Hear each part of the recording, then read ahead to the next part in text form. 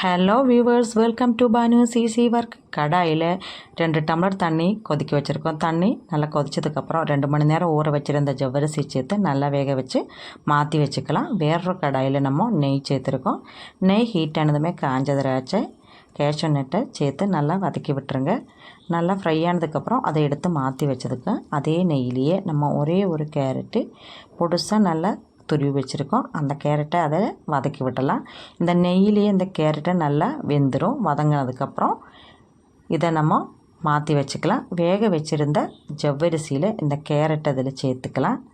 சேர்த்து நல்லா மிக்ஸ் பண்ணி விட்டுருங்க. ரெண்டும் நல்லா மிக்ஸ் ஆனதுக்கப்புறம் இதுக்கு தேவையான அளவுக்கு சுகர் சேர்த்துக்கலாம். உங்களுக்கு இனிப்பு எவ்வளோ தேவையோ அந்த அளவுக்கு சுகர் சேர்த்துக்கோங்க.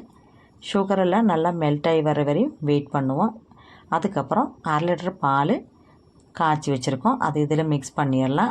நல்லா பால் சேர்த்ததுக்கப்புறம் நல்லா கொதிக்கணும். அப்போ தான் அந்த கேரட்லாம் நல்லா மிக்ஸ் ஆகும்.